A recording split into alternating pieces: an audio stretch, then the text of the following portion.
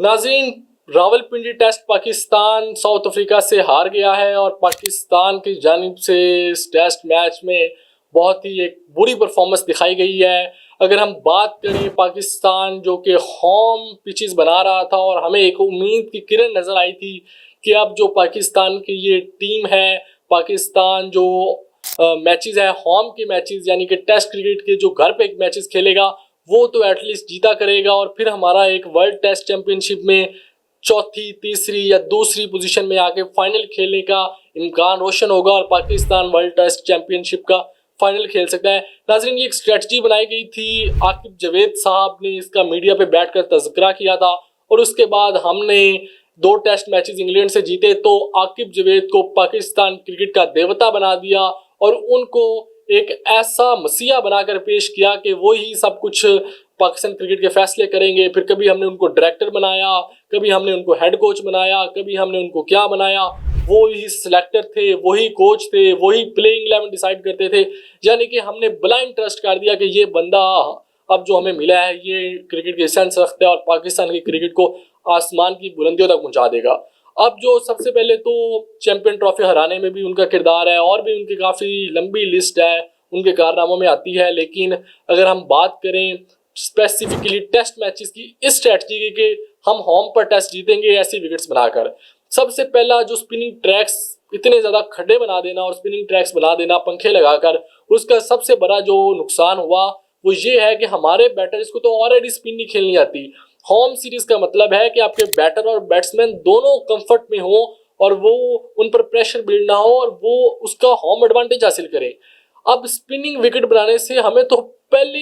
5 साल से पता है कि पाकिस्तान के जो बैटर्स हैं, जिस तरह उनकी स्पिनिंग परफॉर्मेंस है, जिसकी वजह से हम चैंपियन ट्रॉफी भी क्रॉस कर चुके हैं और पिछला एशिया कप भी इस वजह से आ रहे हैं कि दुबई के स्पिन ट्रैक्स की वजह से हमें स्पिन खेलनी नहीं आती, हमारे बैटिंग कोलैप्स होते हैं। तो हमने इसमें ये स्ट्रैटेजी बनाई कि स्पिन विकेट्स बनाकर हमको टेस्ट मैचेस जीत लेंगे। हमने पहले इस स्ट्रैटेजी के तहत 2 इंग्लैंड के खिलाफ मैचेस खेले, फिर हमने 2 वेस्ट इंडीज़ के खिलाफ खेले, फिर अब हमने जाकर 2 साउथ अफ्रीका के खिलाफ खेले। अब अगर हम रिकॉर्ड देखें अभी तक तो इंग्लैंड के खिलाफ हम जरूर 2 टेस्ट मैचेस जीते, लेकिन वेस्ट इंडीज़ एक 9वें नंबर की टीम से हम एक टेस्ट मैच हार गए थे स्ट्रैटेजी के अकॉर्डिंग। अब साउथ अफ्रीका के खिलाफ भी हम एक टेस्ट मैच हार चुके हैं। यानी कि ये जो प्लान है ये आपका कोई सिक्योर प्लान नहीं है, कोई फ्यूचर के लिए मतलब कि ये नहीं है कि इस पर आप रिलाई कर सकते हैं। अब इसके जो नुकसान होंगे आपके डोमेस्टिक क्रिकेट पर इसका इफेक्ट डलेगा, क्योंकि आप स्पिन ट्रैक्स बना रहे हैं। पूरे मैच के अंदर 10 ओवर फास्ट बॉलर करता है टेस्ट मैच के अंदर, टोटल सब बॉलर्स को मिला के। एक बॉलर तो 10 ओवर करता हो तो फिर भी ठीक है, यानी कि एक टीम अगर करेगी तो 10 ओवर फास्ट बॉलर से करवाएगी, वो भी एंड पे जाके कहीं जहाँ पे रिवर्स स्विंग थोड़ा बहुत मिल रहा हो या टेल खेल रही हो या स्टार्ट में 1-2 ओवर न्यू बॉल से करवाए जाएंगे। यानी कि आप जो अपने फास्ट बॉलर्स हैं उनकी तो हौसला शिकनी कर रहे हैं कि उनको आप कॉन्फिडेंस दे ही नहीं रहे हैं, और फिर आपकी जो डोमेस्टिक क्रिकेट में जो फास्ट बॉलर 50-50 ओवर्स करके और 4 डे क्रिकेट खेलते हैं और धूप में बॉलिंग करते हैं और पाकिस्तान में जिस तरह की गर्मी होती है तो उसमें जान लगाते हैं, तो वो एक आप जो फास्ट बॉलिंग जो पाकिस्तान एक मशहूर है पूरी दुनिया में कि फास्ट बॉलिंग प्रोड्यूस्ड फैक्ट्री है जहाँ से कि फास्ट बॉलर्स निकलते हैं, ग्रेट फास्ट बॉलर्स हमने पास्ट में पैदा किए हैं। तो वो आप एक तरह से फास्ट बॉलर्स की तो हौसला शिकनी कर रहे हैं, वो डोमेस्टिक में उनका बहुत ही कॉन्फिडेंस लो होगा, क्योंकि टेस्ट मैचेस खेलेंगे तो स्पिनर्स खेलेंगे। आसिफ अफरीदी साहब 39 ईयर्स की एज में भी आएंगे तो फाइफर ले जाएंगे, लेकिन 22 साल का नौजवान लड़का अपनी मतलब पूरी जान भी लगा देगा तो उसको विकेट्स नहीं मिलेंगी, क्योंकि स्लो और स्पिनिंग ट्रैक्स आपने बनाने का फैसला किया है। दूसरा, जो आपके बैट्समैन होम में कॉन्फिडेंस लेकर अवे में जाकर खेल सकते हैं, उनकी एवरेजेस लो होंगी, स्पिन उनसे खेली नहीं जाएगी, स्पिन नहीं खेली जाएगी, वो मेंटली और साइकोलॉजिकल इसके प्रेशर में आएंगे, बड़े स्कोर नहीं होंगे उनके। फिर आप सामने स्टैट्स लेकर आएंगे, मीडिया बोलेगा कि जी 100 इनिंग्स हो गई, 200 इनिंग्स हो गई, 100 नहीं आया, 50 नहीं आया, तो फिर आप एक एक्स्ट्रा बर्डन और प्रेशर उन पर क्रिएट होगा। और जिस तरह हमारा एक पूरा एक एक्टिवेट हो जाती है पूरी नेशन किसी प्लेयर के पीछे अगर हमने लगना हो और पूरा मीडिया एक्टिवेट हो जाता है, तो फिर आप एक एक्स्ट्रा प्रेशर अपने बैट्समैन पर भी डालेंगे, जिसकी वजह से वो भी उनकी परफॉर्मेंस पाकिस्तान में तो हो ही नहीं गई उनसे, और जब बाहर जाएंगे वो वहाँ पर भी परफॉर्मेंस नहीं कर पाएंगे। तो ये सारा जो एक प्लान था, जो एक तरह से एक्सपोज प्लान हो गया है और ये मजीद होता जाएगा, क्योंकि इसके हमें जहाँ पे हमें एक आधी विक्ट्री तो मिल रही है, लेकिन उसके हमें लॉन्ग टर्म बहुत ज़्यादा नुकसान आ रहे हैं, क्योंकि हमारे पास फास्ट बॉलर्स रिदम में नहीं होंगे, हमारे फास्ट बॉलर के पास वो एनर्जी नहीं होगी जो अल्टीमेटली हमारी जो वाइट बॉल क्रिकेट है उसको भी इम्पैक्ट तो करेगी। लेकिन जब आप ओवरसीज कंडीशन में जाएंगे, इंग्लैंड, साउथ अफ्रीका और ऑस्ट्रेलिया, न्यूजीलैंड, जहां पर सीमिंग कंडीशंस आपको मिलेंगी और आपके पेसर्स का अहम रोल होगा, लेकिन आपके पेसर्स की हौसला शिकनी हुई होगी, क्योंकि होम पर ना उनको मैचेस मिले होंगे, ना उन्होंने प्रैक्टिस की होंगी, तो जिसकी वजह से आपकी परफॉर्मेंस है जो फास्ट बॉलिंग परफॉर्मेंस है वो डिक्लाइन होगी। इसके साथ साथ अगर इस वर्ल्ड टेस्ट चैंपियनशिप साइकिल की बात करें तो जब हमने पहला मैच जीता था तो बड़ी ज़्यादा हॉप लगी थी हमें कि पाकिस्तान जो होम पर एटलीस्ट जो अपने 6 मैचेस है वो जीतेगा, उसके बाद फिर हम बांग्लादेश में जाकर बांग्लादेश को पकड़ लेंगे या फिर हम वेस्ट इंडीज़ को पकड़ लेंगे वहाँ जाकर, तो हमारा एक फेयर चांस है कि हम वर्ल्ड टेस्ट चैंपियनशिप साइकिल का फाइनल खेलेंगे। लेकिन अब अगर हमसे साउथ अफ्रीका के स्पिनर्स नहीं खेले गए, आपको एक बात बता दूं, साउथ अफ्रीका भी अपनी पेस बॉलिंग अटैक की वजह से पहचाना जाता है। ये हामर हो गया और ये महराज, किशोर महराज एक अच्छा बॉलर है उनके पास। ये हामर तो नया फर्स्ट टाइम उसने इस तरह की परफॉर्मेंसेस दी हैं और स्पेशली पाकिस्तान की विकेट्स पर आकर उसका नाम बना है और अब वो कैश करेगा इस चीज़ को। और अगर श्रीलंका आएगी जिनके जेन्युइन